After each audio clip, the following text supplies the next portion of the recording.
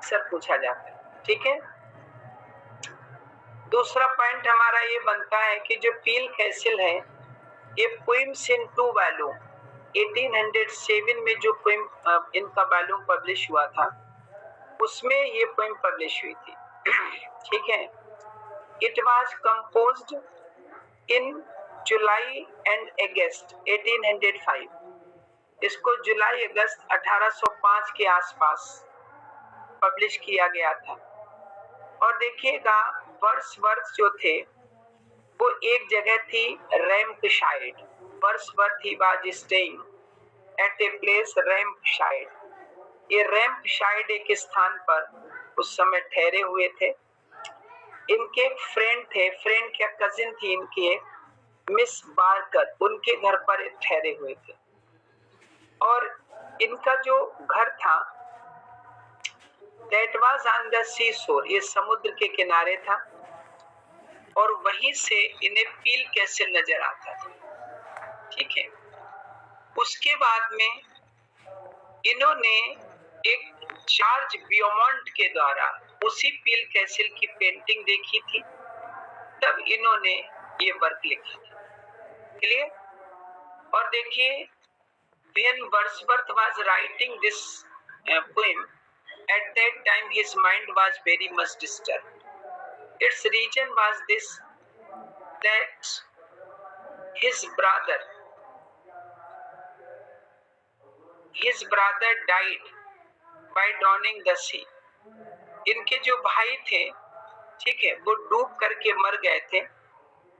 ठीक है, तो ये पोएम लिखते समय ये बहुत परेशान थे। अब हम आपको पढ़ाना शुरू कर रहे हैं, सब बच्चे बहुत ध्यान से सुनेंगे।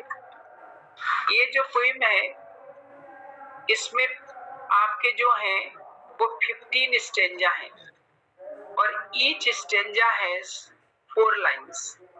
हर स्टेंजा में 4 लाइन है। तो the total lines which the poem contains are 60। इसमें जो टोटल लाइन्स हैं वो 60 है। ठीक है, अब ध्यान से सुनिए। सर हेलो, एक लोग बोले इसे रिसेंट कर भाई। हाँ, एक साथ शैलेंद्र रुके 1 मिनट पहले। सुमन बताओ क्या कह रहे हैं? सर इनके भाई जो डूब के मर गए थे उनका नाम सर रिचर्ड था। रिचर्ड नहीं, जॉर्ज करके था उनका नाम। 1 मिनट रुको, रिचर्ड नहीं था। 1 मिनट, अभी बता रहे, इसमें दिया हुआ है। जॉर्ज थे या चार्ल्स थे ऐसे करके। चलो अभी बता रहे हैं। ठीक है, अभी आपको बता रहे हैं। आप बोलिए बेटा, शैलेंद्र क्या कह रहे हैं? सर रिसेंट कर दीजिए पोएम। आपके पास तुमने भेजी तो थी कल बेटा? सर डिलीट हो गई। चलो भेज रहे हैं। ठीक है, भेज रहे हैं। 1 मिनट, ग्रुप पे हम डाल दे रहे पूरी पोएम को। ठीक है,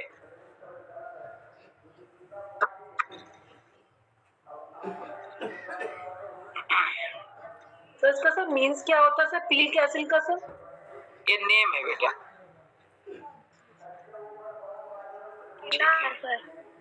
हाँ, किला है, उसका नाम है।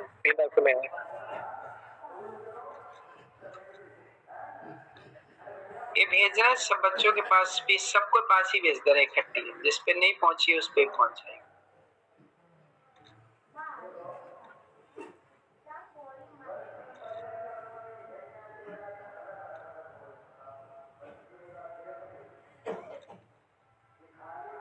पहुंच गई बेटा?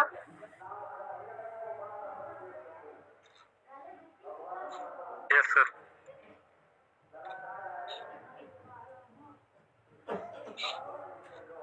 चलिए, सब बच्चों के पास पहुंच गई है।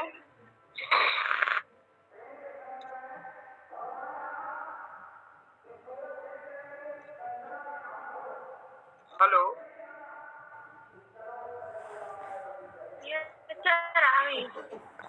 ठीक है। इनके भाई का नाम जॉन था बेटा, जॉन वर्ड्सवर्थ। ठीक है, चलिए, जॉन वर्ड्सवर्थ उनका नाम। जी, जॉन वर्ड्सवर्थ के पिता का भी नाम था सर? ये जो डूब के मरे थे वही थे जॉन वर्ड्सवर्थ। ठीक है, देखिए ध्यान से सुनिएगा, वो उसमें कोई दिक्कत नहीं। मिल्टन के फादर का नाम भी मिल्टन ही था। देखिए वर्ड्सवर्थ कहते हैं कि I was thy neighbour once, कभी मैं तुम्हारा पड़ोसी था। I was thy neighbour once, कभी मैं तुम्हारा पड़ोसी था। दाऊ रज्ड पायल, रज्ड माने होता है भद्दा, ये भद्दे ढंग से बना हुआ। पायल कहते हैं पत्थर, ढेर के लिए, पत्थरों के ढेर यानी किले को कहेंगे।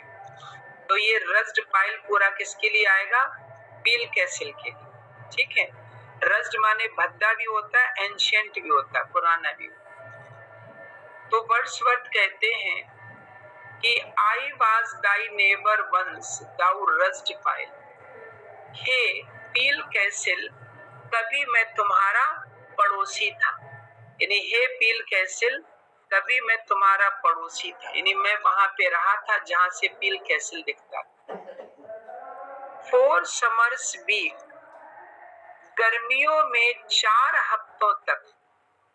आई dwelt in sight of thee, मैं ऐसी जगह पर रहा था जहां से पील कैसल हमें नजर आता। चलिए, यानी मैं ऐसी जगह पर रहा था जहां से पील कैसल नजर आता। आई saw thee every day, हे पील कैसल, मैं तुम्हें प्रतिदिन देखता था। एंड ऑल द वाइल, और हर समय देखता था। Thy farm was sleeping on a glassy sea, और समुद्र जब शांत होता था तो वो शीशे के समान चमकता था, और उसमें तुम्हारी शैडो, तुम्हारी परछाई गिरती थी, और ऐसा लग रहा होता था जैसे तुम समुद्र पर सो रहे हो। ठीक है, जल्दी से रीडिंग लगाएं इसकी।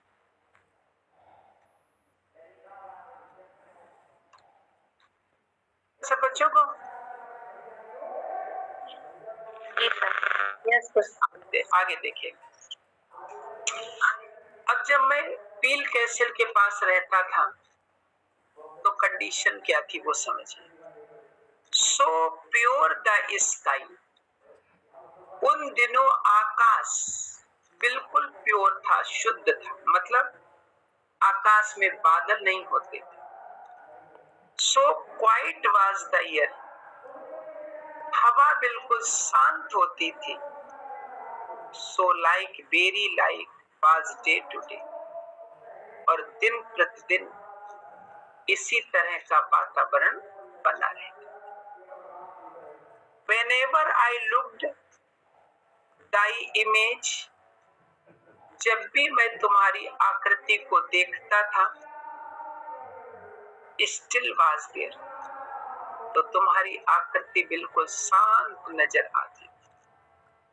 It trembled, जब समुद्र में लहरें उठती थी तो तुम्हारी आकृति कपकपाने लगती थी।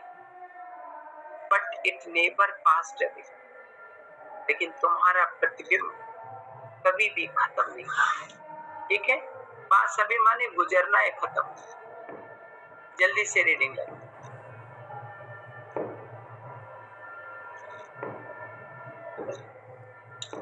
हाउ परफेक्ट वाज द काम, उन दिनों शांति कितनी परफेक्ट होती थी जब ये वहां रहते। उन दिनों शांति परफेक्ट थी, पूर्ण थी। It seemed no sleep, और ये शांति कोई स्वप्न के समान प्रतीत नहीं होती थी। स्लीप मतलब ड्रीम, ये शांति कोई स्वप्न नहीं लगती थी, मतलब रियल लगती थी। No mood which season takes away our bring, और मैं जो इतना खुश था, इतना शांत था, मेरे मस्तिष्क की शांति को कोई भी सीजन ना तो छीन सकता था, ना ही उसमें कोई डिस्टरबेंस कर सकता। I I could have fancied, और मैं कल्पना करता था that mighty deep आया सागर के लिए, समुद्र के लिए। मैं कल्पना करता था कि जो सागर था was even the gentlest of all gentle things, ये सारी gentle things में सबसे ज्यादा gentle। क्लियर हो गया? रेटिंग लगानी है किसी।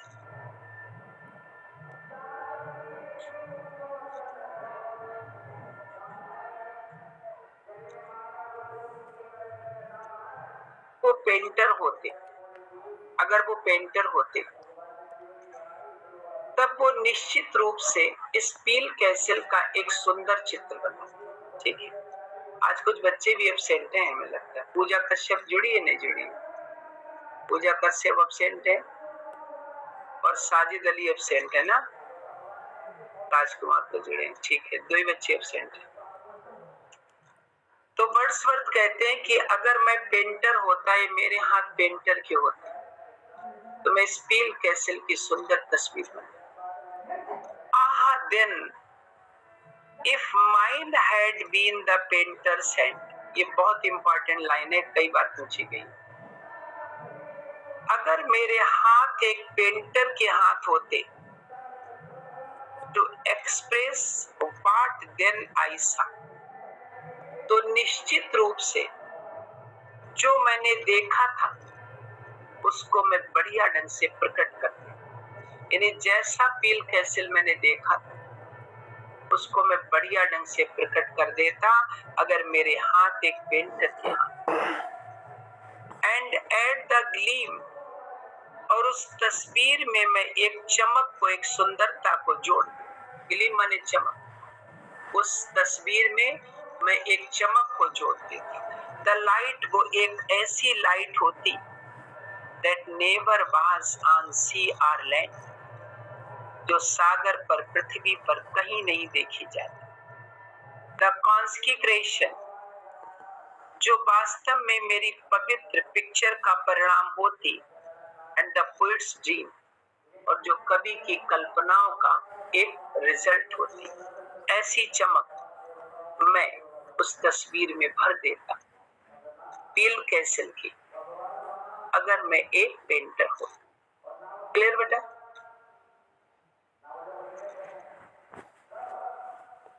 पढ़ के देखें जो